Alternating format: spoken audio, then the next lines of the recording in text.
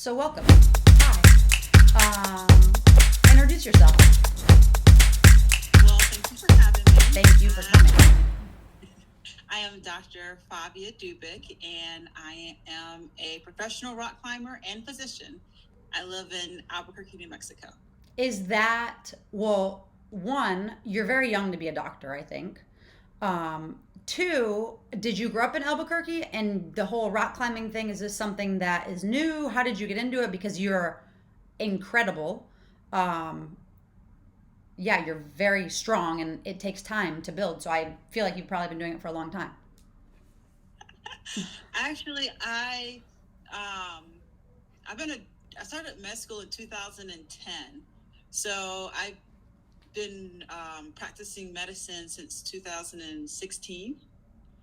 So not pretty much on track for about the age of doctors, but I like to think that like maybe I look like I'm still in my 20s, maybe You do. closer to 40.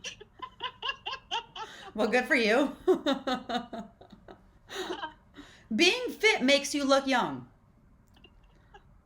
It, I it mean, you does have help. great skin. I don't see one wrinkle. Also, we're hundreds of miles away. But being fit makes people think you're much younger than you are.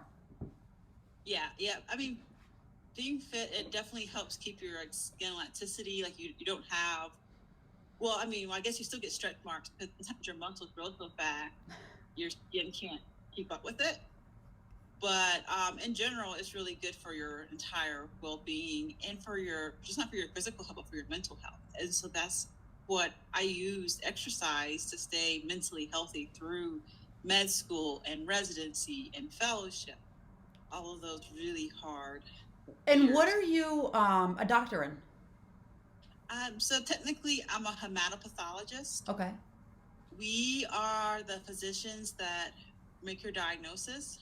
That's what pathologists are. Pathologists make your diagnosis, they run the lab, and we do autopsies. But Oh. as a hematopathologist, it means I specialize in blood cancers and blood diseases, and similarly, lymph node diseases and lymph node cancers.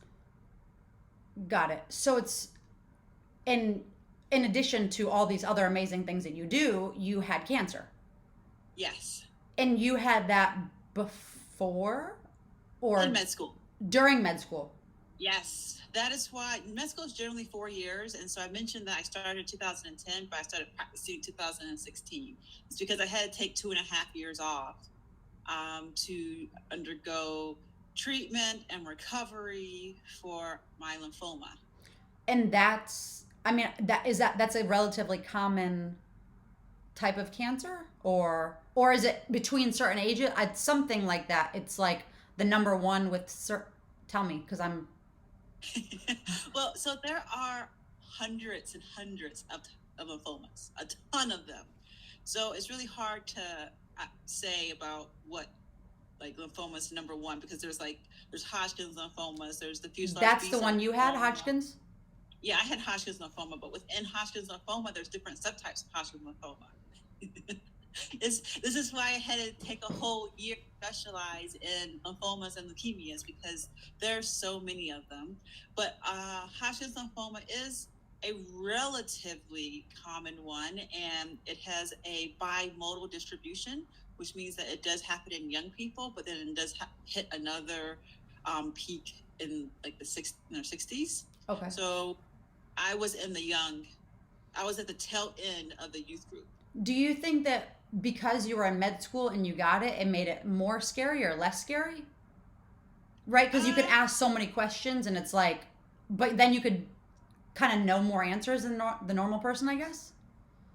I was too ill to even be afraid. I wasn't really mentally there. Like I have amnesia. I lost 2 years of my life, and when I was in the hospital, I wasn't with it. Like my eyes might have been open, but my brain wasn't even thinking about anything. That's so So wild. I wasn't having any emotions of fear. My family was because evidently I was like in the ICU and things like that, but I had no clue because I wasn't with it. And you But don't remember anything now. I have bits and pieces, some things like some pictures that I can remember that help me remember, or like just stories that my husband told me or my mom told me. Like a funny story, once I went back to med school, I guess maybe I was a fourth year med student. I was working in a hospice, one of my favorite months of my entire med school career. And I went to this meeting and this nurse walked in and she's like, "Hi, Favia." I'm like, "Hello?" It's like, "I'm so glad to see you alive." I'm like, "Do I know you?" And she's like, "Yeah, I was your nurse." And I was like, "Well, how is that possible? You're a hospice nurse." And she's like, "Yeah." So I call my mom and I'm like, "This lady is saying that she knows me, but she was a hospice nurse. So that would mean I was in hospice." She said, "Yeah, you were in hospice." And I was like, "What?" Oh my god. That is insane. Is that common? I've never heard of it's common or not or Going to hospice and no not no dying? not remembering things. It's called chemo brain.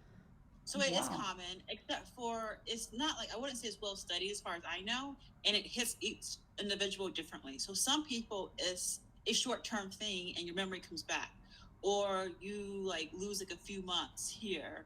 But mine was about a year or so before I got sick, and then a year after. So it was about 2 years. And there's no cause of how you got sick. Not that we know of. Some genetic mistake. Is there yeah. Yet. Thankfully you fought it and won. Is there anyone, I mean, you said that there's not like a specific or a lot of studies for that amnesia time. Do you know if there's anyone who specializes in that? Is that like a thing? I don't know. Interesting.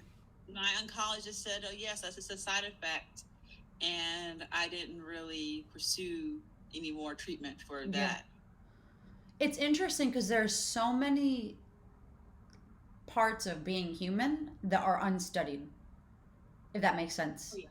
Oh yes. Like having gone through multiple pregnancies and like weightlifting and training and like there's so many beliefs that aren't necessarily right. And it's like, well, you're not supposed to do this and you can't do that and all these things. And it's like, no, but it's fine. Like it's not a disability, but it's been classified as a disability. So people think that you're disabled and you're like, no, I'm not. I'm capable. It's fine. So it's very interesting because I'm always like, why aren't there studies on this? But I guess we haven't gotten to it yet. Yeah, and there's so many things that are higher priority. Yeah. That like I think that's kind of low on the list because when you're going through your cancer treatment, at least for something, there's different cancers that require different treatments. Some that are easy, some that are really hard. My cancer treatment was on the hard side, and so the goal of my oncologist, my entire team, was to get me alive. So it wasn't really to maintain a good quality of life. It wasn't for what happens after you finish your treatment and you're now alive, but your life's falling apart. They didn't care about that. It was just like getting you from point A to point B, not dead. How did they catch it? They succeeded at that. I'm not dead, but then like your life's falling apart. You have to put it back together. Well, I wouldn't say they caught it. I caught it, and no one would listen to me. So really? I was sick for many months. Probably like 6 to 7 months. What kind of sick? At first, it started off with vague illnesses. I've been sickly most of my life since I was about 7, so being kind of sickly How? in the beginning. What? Because from the outside perspective, you're so strong and fit and like, and obviously you've probably taken up these things because it helps with the illnesses or it helps with being healthy, I would guess. Like, no, it's just what I enjoy most in life. Oh, okay. I mean, so it helps my mental, like, makes me be happy. Fair. Totally fair. That's so wild to think that you've been sick for so long. Yeah, I was on from 7 until like 18, 19. I was on antibiotics like half the year for infections, with sinus infections, bronchitis, bad allergies on allergy shots. Just whatever from life. Wow, it's so bad genes. You're like, yes. No. Well, clearly you have genes that can fight off some serious shit, though. I like to say I'm a cockroach. The world kind of stomp on me, and they just can't kill me. That is so wild. I cannot fathom it right now. Yeah. So when I started getting sick, I thought like, oh, well, it's just, just me being me. But then it started to be a little bit more than usual. But I thought it was kind of stress. I went to the doctors at school or the nurse practitioners or the PAs, and they just kind of thought, oh, you're a med student. Med students always think they have cancer because I don't remember, but I must have been having a cough because I know I requested for an x-ray, so I assumed it had to be for a cough, and I know they declined my x-ray. And if they would have gotten that x-ray when I asked for it, that was maybe about 4 months before I got the diagnosis. So my cancer likely would not have been an advanced stage, it would have been an earlier stage. But they just said, no, you just had the cancer Course chapter or something. Oh my course in god. school, which they were right, I did. Oh my god. They actually weren't wrong. It was like, oh, I learned about this. Like, oh, I kind of have this. But then they were just wrong in the fact that, like, You actually did have it. Oh my god. So it just progressively got more serious to the point where I couldn't breathe or swallow anymore because pretty much the mass was so big that it was pressing on my trachea, my esophagus, so I couldn't get food or air down. And that's when I saw a commercial for next day appointments at the Cleveland Clinic. And I just called and made as many appointments as I possibly could on the next day. So that I figured one of these people will get me a chest x-ray. Like, I just want a damn x-ray. Oh my god, that is insane. And then alas, we got an x-ray and they saw this giant mass in my chest. That is insane. And you have the most amazing outlook on it. Like, you would never think this is what we were talking about if we were on mute. But then just because we saw the mass in my chest, there was thousands of reasons why you can have this mass. And there are? Like, what else? Yeah. Well, there's so much of cancers. You don't know what type of cancer. There's nothing called you could have any cancer in your chest. It could be a primary chest cancer. You could have like a thymoma. You could have a lymphoma. You could have breast cancer. You could have thyroid cancer. But that lump signifies cancer. Yep. Well, not really. It also could be sarcoid, like sarcoidosis, which is not cancer, but can cause a mass in your chest. Like, you don't really, just because you see a mass in a location, you don't know what causes that mass. So that's why you have to do biopsies. Got it. So they did biopsy after biopsy, and they couldn't figure out what cancer I had. So I actually lived in the hospital for an entire month, knowing that I had something, but I couldn't start treatment because we didn't know what I had. Yeah. Okay, so they started treatment. It's past you. How many years? So when you have cancer, or when you've had it, so it's behind you, it goes in remission? How does that, what did you say? So it's never quite behind you. It's with you every day. Okay, so that's what I was asking. It's always there and then they just can suppress it, essentially? Oh, no. So it's very different depending on your cancer. Okay. So some cancers you can cut out.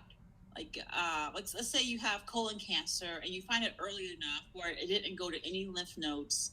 Once it gets to lymph nodes, then it can really spread. But so you have early colon cancer, you cut it out, you're good. But mine was in lymph nodes. You can't really cut out all your lymph nodes because it can just spread through all of them. Mm-hmm. And so use chemo and or radiation to hopefully kill it, but there's no cutting it out. So I still always have a mass in my chest. It's shrunk, but you just don't know if it killed it all because it's always sitting there. How frequently do you have to have checkups and more x-rays to see, or? Not anymore. I had my last checkup in November, so right now it's very unlikely that my original cancer will ever come back. Yeah. So I think in a few months. It'll be 10 years. Wow, congrats. Fingers crossed, knock on wood. Thank you.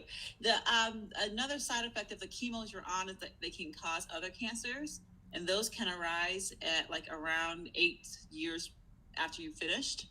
So it depends on your cancer regimen. So with my cancer regimen is also unlikely, but not unheard of, to get cancers from the chemo that you got. But there are other cancers where the treatment is actually pretty good chance that you're just going to get cancer again from the treatment. That is insane.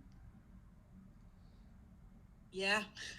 What a wild. It is completely for people who don't know, like I don't know, it's like just so foreign. Mm-hmm. Yeah, So you think it's like, oh, you finish your treatment and you're good to go, but you're not, because you could have, like I do, lifelong side effects from the cancer or from the chemotherapy, and then you have to worry about other cancers coming back from your treatment. what are your some of your side effects? So, one is that so there's a device called a port, and the port is what you receive your chemotherapy in. Most people receive their ports in their chest. I received my port in my leg, which now I guess I'm thankful that I didn't have it in my chest. Those are the round things? Yeah, little round Okay. things. Because it creates an easy like tunnel to your vessels. Mm-hmm. But I had something called SBC syndrome, which is clots in your upper body from here to your head, and so they couldn't put a device in the chest with the clots because it would just create more clots. So we put it in my leg, which is super super super rare, and it made my right leg kind of useless while I had it in there. And now that the port's out, I just have scar tissue. So where people's hip flexors are, I have scar tissue, and like my leg just doesn't work right, and I just have like constant pain in that area because people have muscles and tendons, and I don't really have that. What a wild. Or they put me in menopause to protect my ovaries because I didn't have enough time to live to undergo IVF at that point in time to take my embryos out, my eggs out. Mm-hmm. So they said a fast way to protect it is going through menopause, and they promised me that after I took my last menopause shot, I would come out of menopause 6 months later. I am almost 10 years done, and I'm still waiting. That's insane. How? How Yeah, can they make a promise like that? I mean, they were just wrong. Well, the thing is that there's nothing in medicine. There's always outliers. So Right. I'm sure that most people probably come out of it, and the number is probably small because there's probably not a lot of people, in their 20s getting cancer and trying to protect their fertility. So they probably don't know a ton about it, but they did tell me 6 months after the shot I'd come out of it, and every single night I have hot flashes. Every night. To this day? To this day. That is insane. So, Yep. and okay, so back up to that because I'm trying to, all this. So technically you're in menopause still. Kinda, I guess. It's difficult. I'm like partially in menopause, partially out of menopause. I have like some menopausal symptoms, but You don't I get your have period. a period again.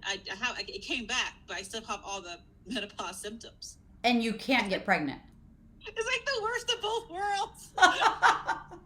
Yeah. Like hot flashes, period, all the things that you don't want from both of them. Oh my goodness. No, technically, we assume I could get pregnant because my ovaries still work somewhat. I mean, we don't really know, but the chemo affected my heart and lungs. It significantly affected my heart, and Like so your cardiovascular health yeah. endurance, I guess, or what part No, of your no, heart? no. Like the actual Your muscle, heart. the physical heart is Gotcha. damaged. And we're unsure if I could safely carry a pregnancy because I could get heart failure and then die. So I chose not to take that risk. Yeah. Because when I was going through chemo, going through all the surgeries, every small chance of a side effect that was like fatal or lethal almost, like I had almost all of them. I just beat odds. Like one side effect, if you look it up, it says 99% of people die. So like I'm at 1%, but like You have, it's like way more wild things than I even thought. Like, no, I just couldn't take the chance. If there's any chance, because of like I was yeah. like, well, it always happens to me. Like whatever you say happens to 1% of people. I'm that 1%, like time and time again. So we decided to go the surrogate route versus me taking the risk. Okay, so good news. You have a surrogate. She's going along. We'll do another episode when that happens. Did your husband use his sperms? Yeah, so it's our baby genetically. Yeah, yeah. And what is, so I actually had someone on here, I think last year, and she is a surrogate. She's in Canada, and she was explaining the process. It's super wild. She's done it for a bunch of kids. And now I'll actually share her information with you, like just so you can see it's very cool. It's so amazing. It's her last surrogate, and she's doing it for her best friend who had cancer, and she can't carry the baby, but they're sharing the journey, and I think that they just found out the gender, so they're like Wow. I think a little boy, somewhere along like 16 or 18 weeks along as well. But it's like very cool to see the whole thing, because they show like when they go to the hospital and they did the transfer, like every single step and all the milestones and all this stuff. um so yeah, it's awesome that I don't know how it works in the US though, even though that's where I am as well. It's been a long process. I think we started it in 2018 or 19, 2018, and it's 2023, and the baby's due this year. So about Why is it what is the process here? well, first you have to, find a fertility doctor and kind of interview. That can take some time. In A New doctor, Mexico, you're saying? Hmm? The doctor. And then The you have to doctor find finds a out. surrogate. Right. So first we found the doctor that tells you about all the different steps you have to take for yourself, which is a long road, and then you have to take all the steps for the surrogate. Like legal things? Both. Like, yeah, you have to find a lawyer for yourself and a lawyer for the surrogate, which we have to pay for both. Right. But there's all the medical things the surrogate has to go through. We even had to make sure we had to go through counseling. Like the doctor wouldn't approve it unless we sat through counseling and The surrogate. the surrogate sat through counseling. Has your surrogate done this before? No, it's her first time. It's someone you know or you found, or We found her. She is my friend's ex-sister-in-law. okay. I mean, you're like, we found someone. The girl who's a surrogate, her name's similar to mine. Mine's Arielle, hers is Arielle. And she basically explains it as she's a vessel. Like she's literally just using her body. And I think she's on her sixth one, if I remember correctly. So it's very interesting. And here, do you pay aside from the fees and all that? But do you pay the actual surrogate? Yes, we pay her monthly, and there's fees for like every implantation, miscarriage fees. Like you get to a certain month, there's like a bonus. Like it's a big, very, very big expense on our side. We had to pay thousands of dollars just for the birth certificate. Really?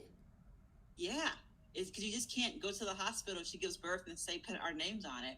So we already have the birth certificate now, Wow. and it'll be ready. Like we just, I guess, take it to the hospital. And that's insane. So this girl, they're in Canada, and she's not allowed to be paid. Only Wow. they're only allowed to cover her medical expenses. That's it. Oh yeah, no, we pay her. We cover her medical expenses. We cover groceries, clothing. Wow, it's so wild. Okay, Yeah, it's so years. it's insane. Um, well, it sounds exciting though. It's a big, big time.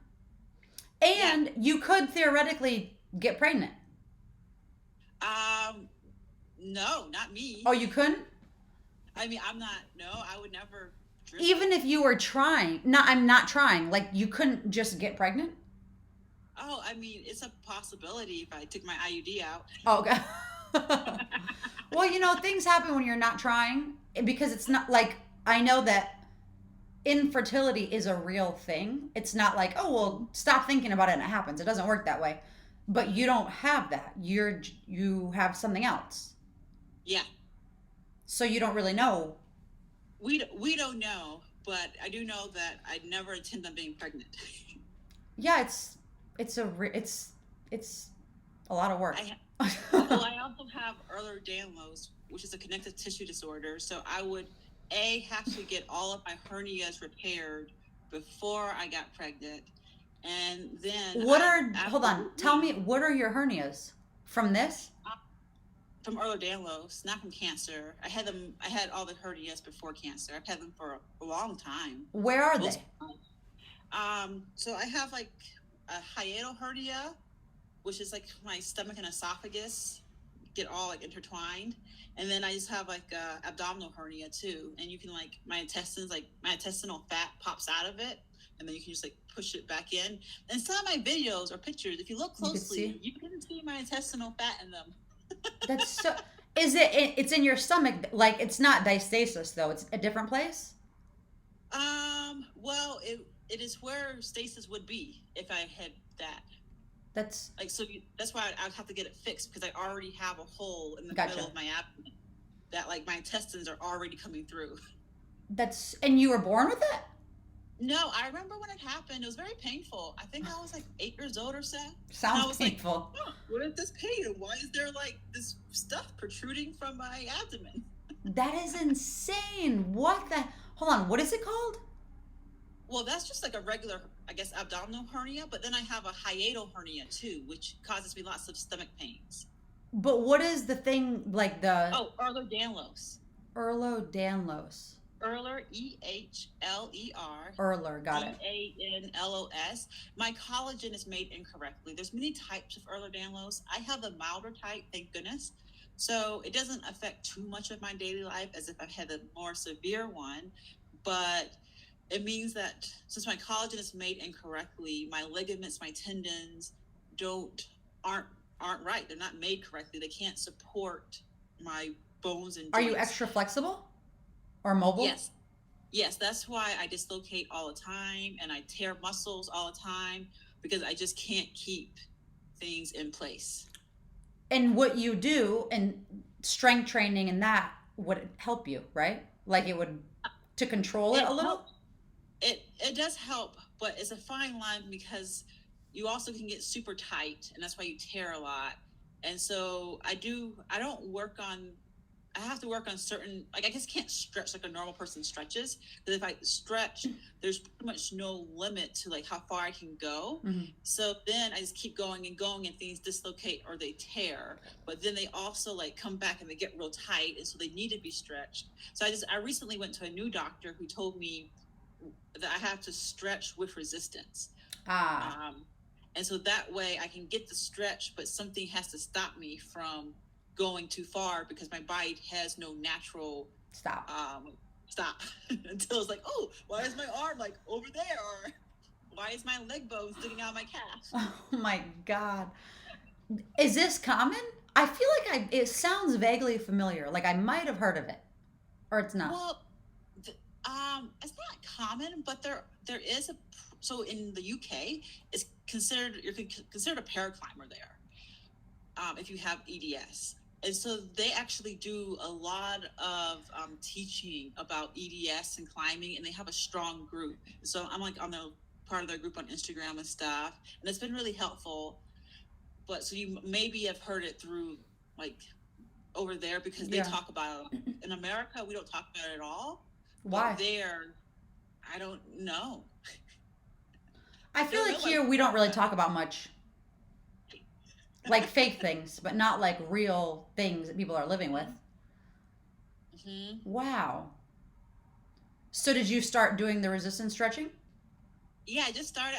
I just started it in December, and it definitely helps. Because I had just Great. stopped stretching altogether. Well, because like most of the time, I, for the longest time, I didn't know I even had EDS. Like I didn't discover it until I was in residency when I was telling a coworker about my symptoms, and he said, "Sounds like you have EDS." Oh my god. And then I went to rheumatologist, and then I was like, how, like, I went all these years complaining to doctors about dislocating, and no one mentioned it until a coworker mentioned it. Like, oh yeah, EDS hypermobility, that's you. That's so wild. You have really the best attitude. You have such like I guess that's you have to or not, then you'd have a horrible life. Yeah, I mean, pretty much. I just have to like accept it. Like this is the cards I've been given, Yeah. and make the best of it. And it's not all bad. Like I was saying before, I could just do splits anytime without practicing, and I thought it was cool. For the longest time, it's like you have to practice doing split. I don't, and now I'm like, there's a reason why you never have to practice splits. I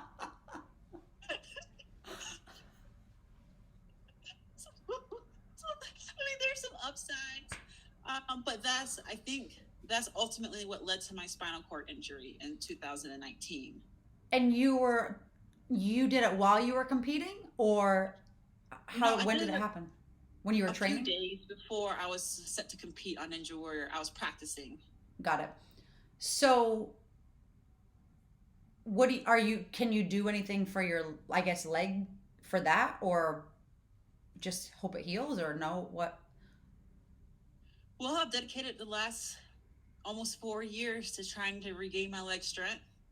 I have to just keep hoping that, one day I'll come back. If you talked to me like 2 years ago, I'd be like, oh yeah, by next year it'll be back. And every year I say next year it'll be back. Um, and 4 years in, it's not back, but every year is slowly improving. I've been doing a bunch of rehab, acupuncture, massage, prolotherapy, like anything, like TENS unit, like any type of stimulus, all sorts of specialists to try to regain the strength in my legs. It's been a very frustrating um, process, but it's what I got. Yeah, you just got to keep trying more and doing more with it, I guess. Hmm. Um, I mean, I'm guessing you tried everything, but I feel like the big thing now is all the stem cell stuff, or it's not something you could do. So I tried prolotherapy for it, which is a step below stem cells. I mean, insurance doesn't cover this. Uh, So I've thought about doing PRP for it, yeah, but I mean, it's like nerves. My nerves are damaged it's in my weird with spinal cord. nerves. Although I think there's a UFC fighter who was hit by a train, and he was completely mangled and like not paralyzed, but like Mm-hmm. very bad. Imagine being hit by a train. And he went to one of the South American countries and was doing a bunch of this. I don't know if it was Mm-hmm. PRP or which one, but now he's like not back to himself, but he's like back to doing seminars and like he's Yeah. with it because there was a and he's been very open about it and we people have been able to follow his journey because he's like a hall of famer and he's super like one of the founding faces of that sport. um so it's been interesting to watch. So and I feel like obviously he had nerve damage, but nerves are super I heard that because I have nerve damage, like my whole cheek, my whole butt, my whole a big chunk of my leg. I can't feel like I can't feel hot, cold. I can barely feel pressure. But I think I was told that after like 2 years, that's kind of it. It depends on your damage. There's just no hard and fast rules in medicine. Yeah, But I can say that I also didn't have feeling in my legs, couldn't feel if you poke me or anything. it's And, bad. and it's been almost 4 years, Yeah. and the sensations is coming back. Wow, that's Like, good. Or I like don't know. I I mean, mean, it's good, I guess, right? it's good. Yeah, it's good. But I mean, it's slowly. It's funny when my husband's hands are cold. He tries to put them on me. I'm like, put them on my hamstrings. I can't feel a thing. Yes. That's exactly what I say to my husband right here. Put it right here because I can't feel it. Like this will wind me up. I can't. Or I'll bump into something and I'm like, I can't. I don't know. I'm bumping into you. Get out of the way. Like, oh my God. But like before, it was like more of my leg that I had like no feeling, and so it's like it's coming, and that's what gives me hope that one day I will be back to normal. Mm-hmm. But I was thinking about climbing and this injury, and I kind of so like I'd only been climbing for about a year and a half before I got cancer. And then when after that, I had to relearn how to climb and walk and all that type of stuff because they cut my pecs. Like I don't know if you can see, but like from this tattoo Mm-hmm. here to here was like surgery Oh, scars. wow. Okay. So they cut this pec, and Mm-hmm. where I used to have muscle, I have scars and there's like dents there. Yeah. And I had to like relearn how to use my arms and all that type of stuff. And so for the time being, from like post cancer to now, nearly half that time, I haven't been able to use my legs. And now that I'm regaining a little bit of strength and I'm trying to climb Mm-hmm. with using my legs, I'm realizing I don't know how to do it because I never really learned. Because when I started climbing again, it was doing the basics like, can I lift my arms above my head? And then when I was finally getting better at climbing, then this injury happened, and then I couldn't use my legs. So I don't even have a basis to fall back on. Like, oh, I remember when I used to do that. I'm like, oh, Right. I never do that. I never did it. So it's like it's very strange. I'm relearning how to climb as like people see me as a strong climber, but like it's odd because it's like I don't know how to climb. Well, it comes naturally, I guess, because it looks great. No, I have coaches who help me, and I do a lot of looking at other people. Mm-hmm. And so like I'm like, oh, they did that movement, and I try to mimic them. I do a lot of mimicking, because like I just don't know like what to do with my upper body's fine. Yeah. I've had years to perfect that, but the lower body, I'm just like, I don't know what's happening. Well, it seems like you have so much strength in your upper body that it will compensate for whatever's happening with your lower body until you figure it out, which you will figure out because you're doing it. I mean, that's how I've climbed for the past 4 years. Is compensating, but unfortunately, when you're trying to climb V12, V13, and V14, and this is that what the V means? What's V mean? V. So on our scale of climbing, we like difficulty scale. It's difficulty. So V0 is like easy. Okay. Or B is like beginner. V0, and a V0, almost anyone who walks into a gym should be able to climb a V0. Generally, people kind of use like V10 as like if you climb above V10, you're elite. The highest grades in the world are V17. Only a handful of people climb. Only still like 20-30 people climb like V15.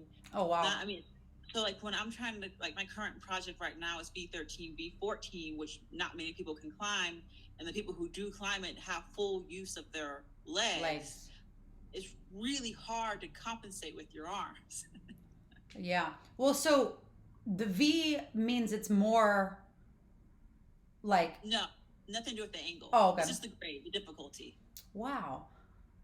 And that is it how far apart the rocks are, or nope. It's difficulty. It's the difficulty of the movement. So there's a lot that goes into grading of a problem. It's like how small are the holes? How far apart are what are the shapes of the holes? What feet do you have to use with those holes? And so if you have a really good hole but no feet, then that'll make it hard. But if you have a really bad hole with no feet also, then that makes it even harder. And so all of that comes into play. And of course, height is a big thing. Like how tall you are, you're saying? Yeah. And because I'm just an inch taller than you, so because we're short, it makes it difficult. It does. It generally makes it harder. A tall person would say, but there's those scrunchy things. And sure, like 1 out of 10 problems, I wouldn't even say that. 1 out of 30 problems generally is favorable for a short person. But most of the thing is, in the rock climbing world, most of the problems were set by men. Ah, So the men aren't 5'2". Even a right. short man isn't 5'2" generally. Mm-hmm.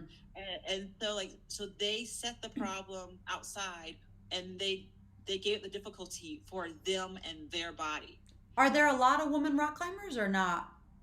I mean, compared to men, no. Are I mean, there up and coming, or oh it's yeah, not? there's a ton of very strong women out there in the whole world, but just the numbers just aren't equal. And when you look at climbing competitions and the number of people who sign up, there's generally like double men than female. Wow.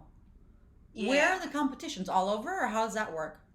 all over. There's local competitions at your local gym, but there's also a whole World Cup circuit, and that's where the most elite competitive climbers aim to be at. And we have that and there's different types of climbing. So there's like bouldering and sport climbing and speed climbing, and there's World Cups for all of those. And we hold 2 World Cups in the U.S. every year, Where? and the rest are historically it was in Colorado, but a year or two ago they changed it to Salt Lake City. Interesting. But they're also in Europe and Asia. Do you have to qualify? Yeah, you have to qualify. So like if you're going to compete for the US, you have to make our national team. And so we in the US have our own competition series that I've also commentated for, where if you have to be able to do well enough in like enough of those comps to get like a score to go on to like nationals, and then from nationals, if you do well enough there, you can compete. I don't know all the details because I'm not on a competition circuit, but I think if you do well enough in the World Cup circuit the year before, you don't have to try out again. Interesting. It's a whole four. I don't know any. I don't know anything about this whole world, but it's very cool. Like I love That's that it's amazing. you Let me have to tell be you one strong, and I fun love fact that. about our current World Cup team. It's amazing. We have two incredibly strong, and we have many wonderfully strong boulders, but we have two that have been really kicking butt at the World Cup circuit because historically the U.S. like just doesn't do that great in the World Cup circuit. We didn't put money into succeeding there Got it. like Europeans and Asians, like Asian countries did. And there's this one woman, Janja Gombrich. She's from Slovenia. She's probably the best competitive climber the world has ever seen. Right? Like there's a movie about her called The Perfect Season. She's the only person, male or female, to have won every single World Cup in like a season. Like she won them all. Wow. But have Natalia Grossman and Brooke Rabatou, who are right on her tail. And once Natalia even beat Yanya, and it's just so, I mean, I love Yanya, but I'm just so excited to see that our U.S. women's team is like, we are podiuming like every single time. Like, I never heard of this, and I would watch it. Like, oh, why you is should it watch not a thing that's like advertised about? I think because in the rock climbing world, our roots are in outdoor climbing. Ah, And this world of competitive climbing is very, very different. The type of climbing, the movement, the holds, it does not translate very well to outdoor climbing. So you can be great at outdoor climbing and suck at competitive climbing. and it's specifically rocks, climbing rocks. No, it's indoor. It's competitive climbing, which is like gym climbing. No, the outdoor climbing. Yeah, outdoors Okay. rocks. So I think because our sports history is in outdoor climbing, a lot of people don't care too much about this other new world. And the climbing is different than what we do outdoors. So they kind of see it as like, oh, that's just, that's not us. That's not what climbing really is. But with kids starting in this world, it's shifting, and competitive climbing is becoming more popular, is slowly becoming more well known. But I mean, I watch it on YouTube. I fly to go watch it when it's in America. You're I so live. passionate. Like we were talking about a bunch of stuff, and then as soon as this came up, you're like, light up. I'm like, I love rock climbing, and I was too old to do the competitive climbing. They don't have Um, age and groups? no, no. Huh. Well, yes, I take that back. There's youth and then there's adult. Interesting. And But that's it. There's no like weight class or no, for the youth, there's different classes in that. In small in America, but in the World Cup series, there's like the youth circuit, and then there's the adult circuit. I don't really know like the age breakdown for the youth circuit because I didn't discover climbing till med school, so I've always been an adult Mhm. in the world. But once you hit, I think 16, then you can transfer over to the adult World Cup circuit, and it's just so exciting. It's I will definitely look into it. I'm very curious now. I'm not my brother is a climber. Like he has a tree service and he was the climber. He's the one that goes all the way Oh, up. cool.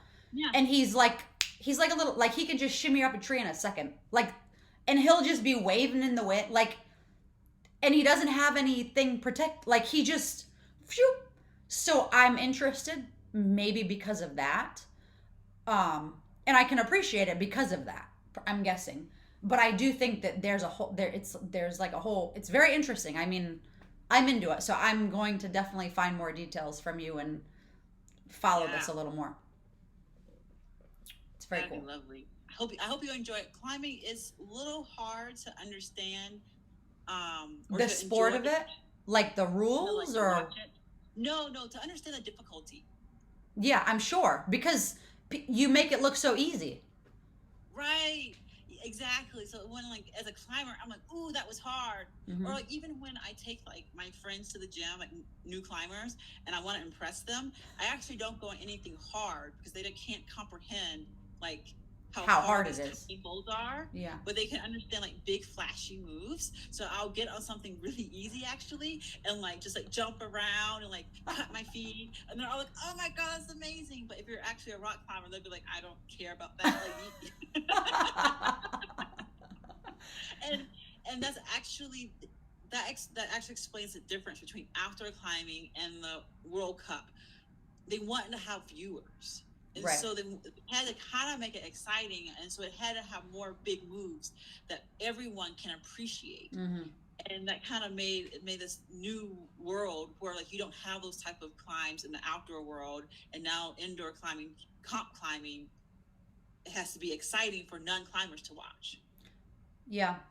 It's interesting you say that because I think that it's so my sport, like what I grew up with is like fighting, like jujitsu and MMA, like that kind of stuff. And it's similar. Like people that don't know it, they can't follow it and they want the knockout. And it's like, okay, well, there's like a puzzle to it. And Yes. like it's not just like, yes, there is, but it's not like you have to know. So I appreciate, I totally understand what you're saying. And that makes sense. Yeah. Yeah, that's what when I watch fights, I'm like, wait, why are they just like moving around and doing like this? Where's Yeah. the punching? Where's the Yeah, exactly. Like you just want someone to be punched, and it's like no, it doesn't. Like enjoy the process. So I get that. I get it. Wow, I'm so excited. I'm excited to look into this and dig deeper. Okay, so there another thing that I saw on your page that I was very curious about is your water phobia. Because there's a climb and you that has to do with water and explain that. So back in 2019, was it, or 2020? Uh, yeah, I guess it was like beginning of COVID. I got invited to a deep water solo competition. It's like an international competition, and I was really honored to be invited, but I couldn't swim. Hold on, where are you And from? North Carolina. Okay. And it's not because like a lack of trying. My mom started me in lessons when I was young, like 4 or 5, and we tried again when I was like 6 or 7. I've been in lessons most of my life, and none of them were successful. And so I was like, I just don't want swimming to the reason like I say no to this invitation because like invite only like it was like my first like pro comp. So I said yes. Luckily, it was like postponed for COVID, so I could get more months of lessons in. And I was able to, you know, do the competition and doggy paddle my way to the end. Although, like, I could do the doggy paddle before I took the swim lessons, but in panic mode, I just reverted back to like what I could do. Yeah, I doggy paddle also, so don't. It's fine. But it was, I mean, it was a wonderful experience, but really horrible because I was having nightmares leading up to it. Nightmares, and like the nightmares should have been I have to climb 40 feet and fall. But the nightmares were actually me just standing at the edge of a pool looking at the water. Like just looking at water was my nightmare. And when I did I've actually done this comp now twice. The first time I did the comp, I was in like a very long panic attack. Like I couldn't, people would ask me words or ask me questions and I couldn't get words out. Like I talked gibberish to them. I went to the men's bathroom and was trying to figure out how to use a urinal because I had not enough capacity. I was so fried from the stress of it that like I was just standing there and a man had to be like, "Excuse me, miss, you're in the wrong bathroom." Like I didn't even walk in and walk out. I was just standing there. Oh my goodness. And so I did the comp again the following year. And I mean, similarly, like it was just the fears of the water. Like I can climb and I can fall, but the fear starts when I have to swim. And since you're falling like 40 feet, you go deep into the pool. Yeah. So you have to swim up and then you have to swim to the edge. And when I'm swimming up, I think like, will this never end? I'm sure. It's petrifying. Oh my goodness. And I've tried things like hypnotherapy and counseling for it. And you know, I mean, I've been taking lessons since 2020 and it wasn't working that great. So I flew to Amsterdam to do some experimental treatment where they can cure your phobia. And it worked. I had to jump into deep water as part of the treatment, but I haven't had to jump in deep water since. So I'm still a little nervous about like this summer, like 'cause I plan to like try to do more deep water soloing. But I've continued my swim lessons, and my teacher, he says that he's 100% sure that the treatment worked. He said, because I mean, I've been with him since 2020, so he's seen me for a couple years now, and he's like, "You are suddenly swimming better than you ever have," and I can now think underwater. Like before, whenever I was in water, it was just panic. Like you telling me directions, like didn't mean a thing because all I could think was panic. Did you have like a scare at some point or something? Nope. Irrational panic. I wonder. I almost drowned once. My sister saved me. But I wonder where that comes from. I don't know. Don't know. There's nothing in my memory where, because all I've had is like my mom took me to swim lessons. I was always in the pool with even as a little girl, I've always just hated being near water. Like my mom would like wash my hair and I would scream. Like it's just been a irrational fear for as long as I can remember. But this treatment has taken away the fear, but it hasn't taken away the dislike. Fair. Fair. I still don't like it, but I am determined. Like I have put in so much. I put in 30 years of work to be able to swim, flown across the world to do experimental treatment to swim. So I'm continuing my lessons once a week, and I'm not stopping until I am swimming in multiple strokes. I can backstroke now, but like I want to be able to like just jump in a pool and be like, no matter which way I land, I can breaststroke, freestyle. I can do whatever I need to get to safety. Yeah. Yeah, that's so what? Did you ever see that thing where they have the little infants, like little babies, they drop them in the water and they just boop, float up? You know what I'm talking about? Yeah. We didn't do that, unfortunately. We didn't either, but I'm thinking about doing it with my newborn. Oh, you know what? Our baby Dubik, is getting in the water as soon as possible because I will not have baby Dubik be a 35-year-old man taking lessons for 30 years of his life trying to learn how to swim. I think you're more determined than most, so he probably would be done with that before that. As early as possible, like baby Dubik is going in the water and we're going to have water activities so that he can like love the water. Yeah, I mean, water is a big part of your life. I mean, even if it's not, like I like the sun and the beach. I don't love water, but I do like water sports. So it's one of those things where it's like, so I absolutely agree. It's so important to know how to swim at least, just for safety. I thought that since I was a rock climber, I had avoided it. I was like, I found my passion. It's in the desert. But little did I know that I would get into deep water soloing and then I'd need to swim. What is that? It's the first I've heard of free soloing. Obviously, that's been made famous. But what is the deep water? You climb on cliffs and then you fall in? Yep. Wow, that's pretty sweet. Where are there specific places you can go for that, or? So there's actually two competitions we have in the U.S. for that. So I competed in one of them, and that's why I started this whole journey. But there's plenty of outdoor places. There's the New, which is in West Virginia, outside of Fayetteville, West Virginia. Mm-hmm. They have a ton of cliffs, and you can just jump into the river there.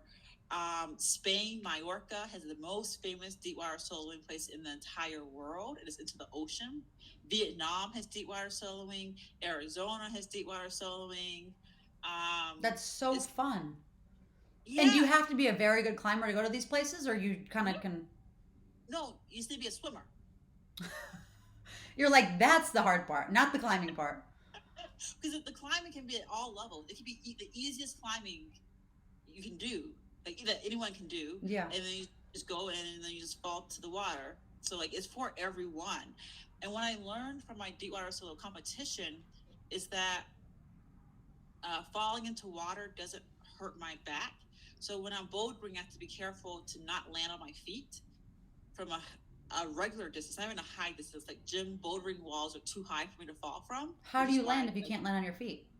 I do a lot of landing on my back. You fall up the wall on your back? Yeah, so I mostly climb roofs, so that when you are falling, so this is the wall. So my climb is like I'm like this, and so when I fall, I go boom. But you're not climbing from high.